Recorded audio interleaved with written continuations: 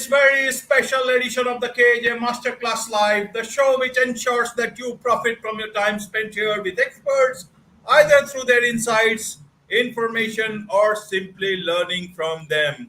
And today we have Mark Burns, longtime educator, entrepreneur, co-author of Hacking Life After 50. Welcome to the show, Mark. Hey AJ, I'm so thrilled to be here. I love the enthusiasm.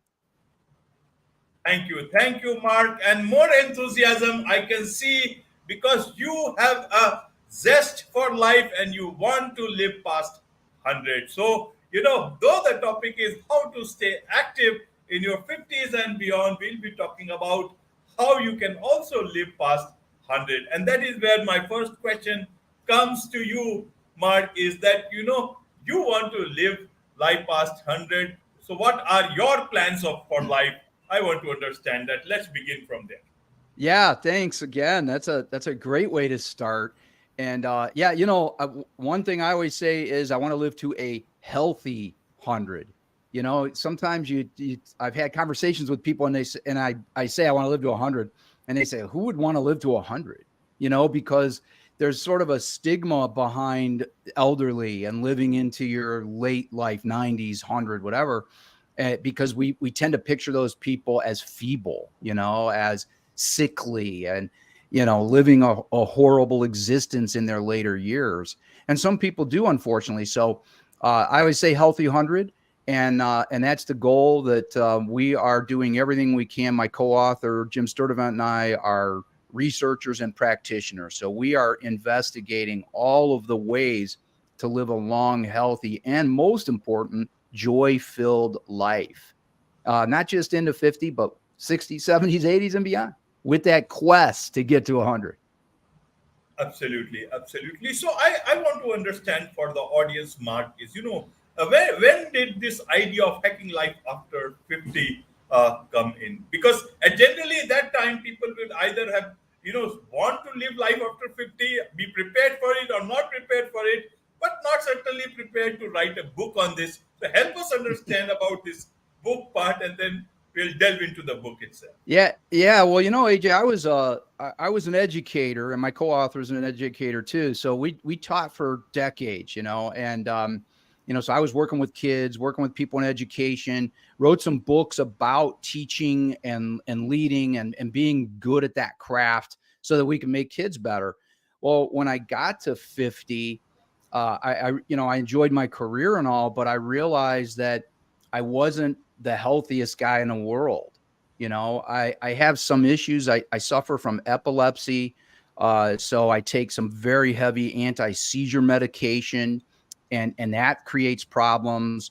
It gives you a big appetite. You tend to retain weight. So I got heavy, and and when you're overweight, you don't feel well.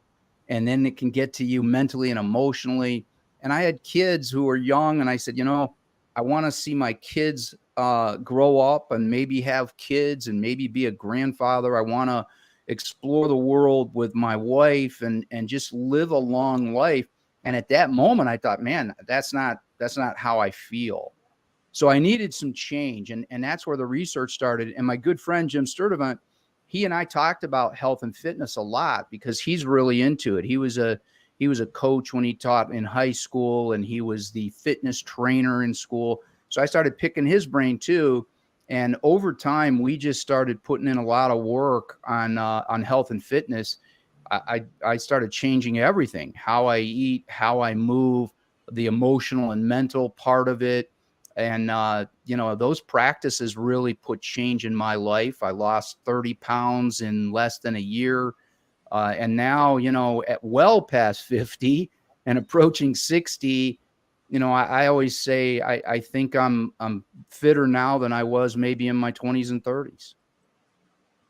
Absolutely. So now let's learn those practical strategies that you talk about. So in that backdrop of the book, Hacking Life After 50, help us understand who can make this happen, when they can make their life as they enter into 50, they make it much more, say, happier and longer life and better life. How can they do that?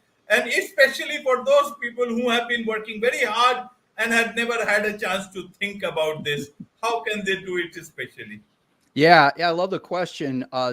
We write about life in what we call two acts. So act one of life, we say, is everything up to 50, your adolescence and your childhood and education, and maybe then your profession, finding your spouse, all of these things that is what we think of as living a life to its fullest. Then we get to act two, which is when you hit 50 and beyond, and people's lives start to transition. So when you get up to 50, some people are already thinking about retirement. A lot of people retire in their early to mid 50s. Some people are changing careers. If they're parents, they're starting to become empty nesters. They're sending their kids off to college or out into the workplace, and life starts to shift. So what happens is a lot of people start thinking, what's left for me? I don't have anything remaining. I've done everything. So now, I'm just sort of sitting here waiting to wither up and die. And what we talk about is we think that life's act two is potentially the best part of life. The first part's great. And if you're a parent and or you have a great career or any of that, that's exciting. That's great. But what happens when you get to act two and your life shifts a little bit, sometimes we have more time. For one, certainly when you retire, you have more time. I didn't retire, but I went to work for myself. So I started a company and I work from home. So I have more time. So when you have more time, what we say is, now let's revisit purpose. What's my purpose after 50, 60, 70? Why do I get out of bed in the morning? So we dedicate a chapter, the first two chapters in Hacking Life After 50, we talk about ways to redefine your purpose in life and to create what we call a momentum mindset. And that momentum is crucial. So we want you to remain curious. We tend to be curious when we're young. We tend to lose that when we get to after 50s. We want to maintain curiosity. We want to be adventurous no matter how old we are. We want to take risks. Don't be afraid to fail because we learn from failure. We get better. So all of these things, this prioritizing that mindset, momentum, thinking about your purpose, these help you want to continue to grow and thrive. And that's a huge part of that act two and living a long, healthy, joy-filled after 50s life. So that's where we started. Absolutely, absolutely. That's where you started. Let me see where our audience, especially those who have touched 50 or have just joined the 50s club and are thinking, now what? Let's get them started. When you look at that life, beginning at life 50, there are two sets of people. There might be more sets of people, but let's look at from that point of view.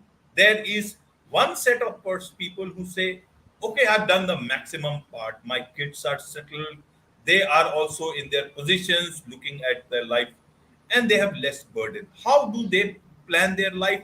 Should they take it now that's gone? So my life thing is over. So I should just wait for my rest of the days or not to. Second part of the people are a lot of people who have lived the life the way it has come to them, the way it was thrown to them, or maybe they could not live the way they wanted to, or maybe the life could not give them the chance that they wanted to or had. And then it's a life full of burden, and there is lot of aspirations that they still have, pent up feelings, pent up. How do these people, as soon as they get into the 50s club, how should they plan out their life? Help us understand. From you have been an educator, so you know about these things much more better. An educator, an entrepreneur. Help us understand for people who are in both these segments. There might be other segments, like there was this earlier people that, okay, I have not lived the life that I always wanted, and there is a life of regret. How do they get started? As if you have, they say that life begins at 40. How do you begin your life at 50? And so that you live plan your life for the next 50 years, a happy, healthy, and very joyous life, whatever the life has been before 50. Help us understand, take us into this journey through your book. Yeah, AJ, I'll do that. I'm happy to. So one, you used a word that's important, plan. So again, when we get to act two of life, when we get into our 50s, 60s, and so on, we sort of tend to think that planning is over and goal setting is over because there's that stigma that life is over, and we want to change that. So one thing we talk about in Hacking Life After 50 is, first of all, identifying areas that are shortcomings, areas that are obstacles for you as you continue to age and transition in life. Sometimes those are about career. Sometimes they're, I'm retired and I'm not engaging with people like I used to. Sometimes it's I'm not physically fit because I've lived a busy life and I haven't eaten right. I haven't exercised. Sometimes we feel a sense of isolation as we get older. Maybe you lose a spouse or other or friends and you feel lonely and isolated. These are all important things to identify. So we start with some steps for writing things down. We say in the book, grab a notebook, piece of paper, write these things down, and we have those specific points. And then we say, now let's take a step from those points and say, now let's set some goals around those. So if I'm lonely and isolated, and I need to set a goal to find my new community, I need to find people and engage. If I'm not physically fit, then I have to think, okay, what are some first steps that I can take to get physically fit? If I'm depressed or frustrated or angry, what are some quick hitters that I can do to suddenly feel better, to feel some sense of happiness and joy? So we have these steps in there, and it's really important for people in after 50s to identify shortcomings and to set goals. And then we break our book into those sections. So we know that some of those goals are going to be around physical fitness. So we have chapters or hacks, we like to call them, on physical fitness. We know that a lot of people are going to have those shortcomings around their mental and emotional well-being. So we have an entire section around that. We know some people are going to struggle with that engagement piece, with not having their friends and family anymore, or maybe they had their life was around their kids and their kids are gone. So we have an entire section and hacks where we talk about engagement, and we have a hack we love to call Dabble, where it's all about finding things that really spark your curiosity and your sense of adventure and taking a risk, starting something new. You know, for me, that transition was, I was a classroom teacher and I left the classroom right around the time I turned 50. And I was really talking to educators, but I missed that community. And I got to a point where I felt like my sense of purpose had diminished because my whole purpose was being a teacher. And we talk about that too in Hacking Life After 50, where we say we don't want to identify ourselves as a thing, a teacher or an attorney or whatever you are. We want to say those are things I do. What I am is I'm an after 50s person who has a whole lot of time left. And what I'm doing is making myself as fit mentally, emotionally, physically as I can be, because right now, if I'm going to identify myself as anything, it's going to be an explorer, right? I've got so much time left and so many things left to do. Right, right, Mark. So when we talk about planning, how should uh, one plan for? Is it about one should plan for 100 years, or is it about 80 years or 70 years? How do they put that? Because that will be fit into their mind. Secondly, in the first part, many a times you are driven by your ambition, so you forget that whole process of journey itself. Mm-hmm. How do you plan the second part of your life, the second chapter of your life, in terms of, should it be you look at it as a journey, or should you look at it again as achieving something in terms of ambition, or something what has been left in the first part? Yeah, we do look at it as a journey. I don't think we suggest that you should say, okay, I'm making my plan. My whole plan is to get to 100. We're not trying to put an end on anything or to get to 80 or anything like that. We don't set those numbers. I like to always say I'm on a quest to reach a healthy 100, But a part of that journey, it comes incrementally. And we use that word increment and incrementalism throughout the book, where we say we have to work on every day and every week and every month. So it's fine to say, hey, I love the idea of being a centenarian, someone who lives to 100. How cool is that? If I'm healthy, that's a really good goal. But we want to work backwards from that. So we want to say, okay, well, what does it take then for me? The first thing is I got to get to, maybe if I'm 50, I got to get to 60 and I got to get to 70 and all of that.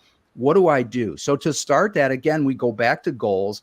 And I think it's really important when we're talking about longevity to start at physical fitness, because, if we're being honest about health and about dying, if we're talking about dying, I mean, most people in the world die from some sort of a disease, right? Whether it's heart disease or cancer.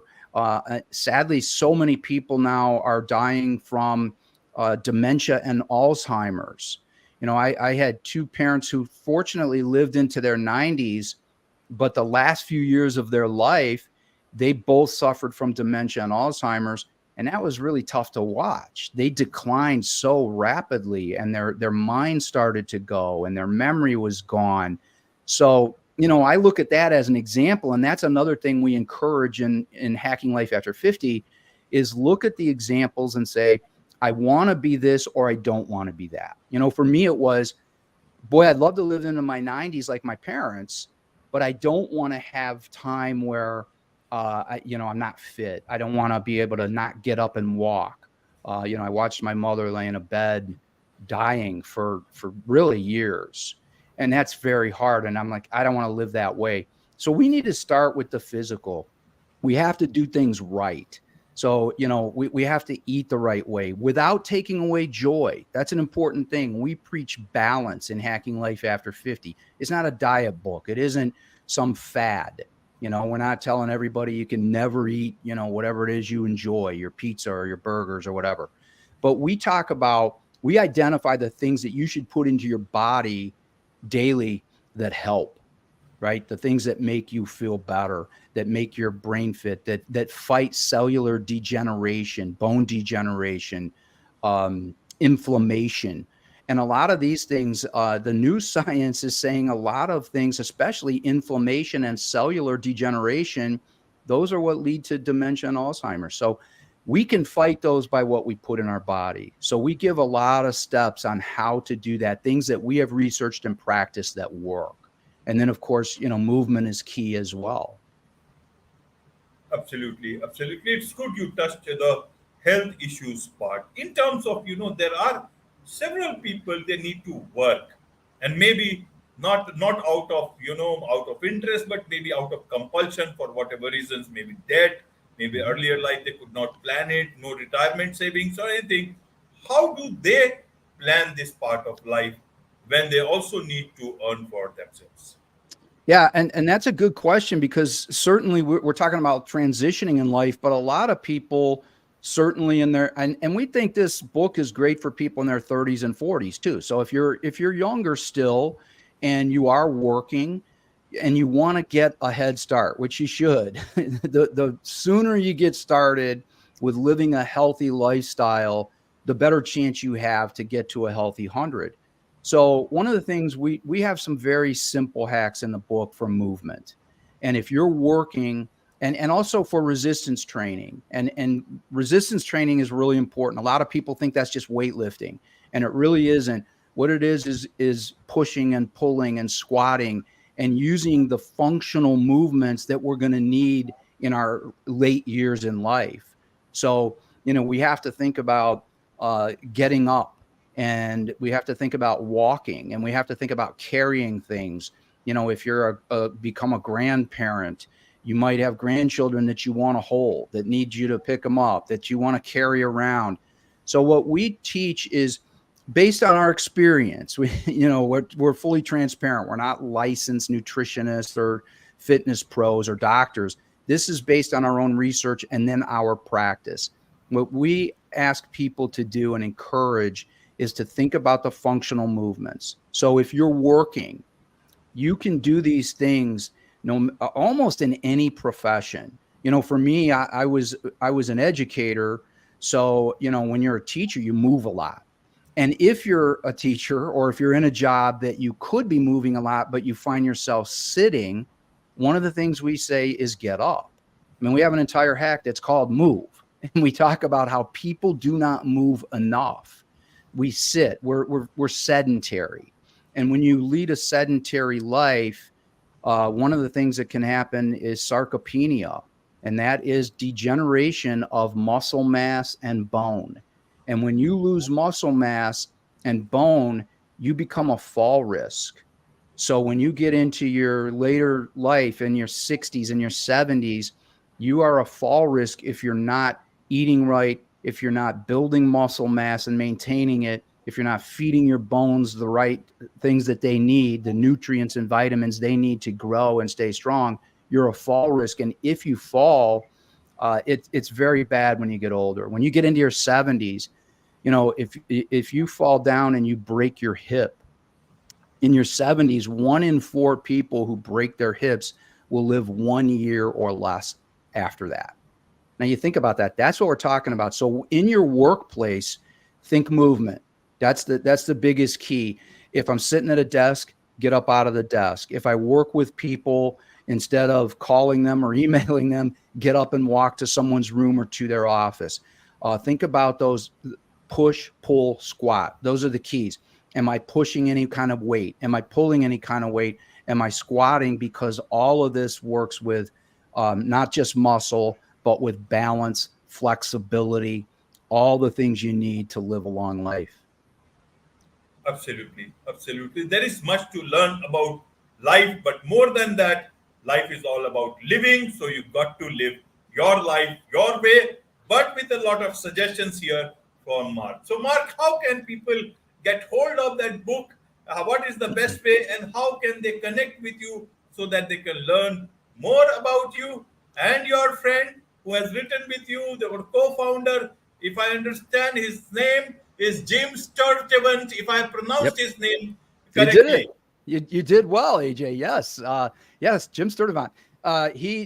Jim and I can be found very easily online at after50slife.com. We're talking about After 50s Life. So there you go. Easy to remember. After50slife.com. You'll see the book there. It's available. You'll see the book there. You'll see us. You'll have links to us so you can learn more or follow us on social media. We have a Facebook page that has exploded in popularity in just the last month leading up to this book, and it is called After 50s Life. We put all kinds of tips there, strategies that we're talking about here, pictures, videos of us doing the things we talk about. So After 50s Life on Facebook is a great place. The book will be available all over the world. So, I know you have listeners in tons of countries everywhere, right? If you can get on Amazon, you can find the book. It's there. It'll be in bookstores. It's available if you have a local bookstore and it's not there. You ask someone to order it, and we can ship our book anywhere in the world. So, Hacking Life After 50s is here, and we think it's going to be huge. And best of all, we think it's going to help people in that journey to a healthy 100. AJ, let's get there. Absolutely, absolutely.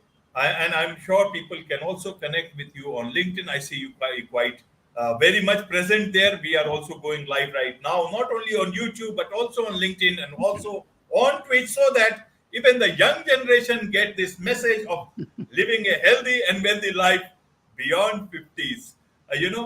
With this, it's a wrap on this very special edition of the KAJ Masterclass Live. Thank you so much indeed for joining us. Thanks, AJ.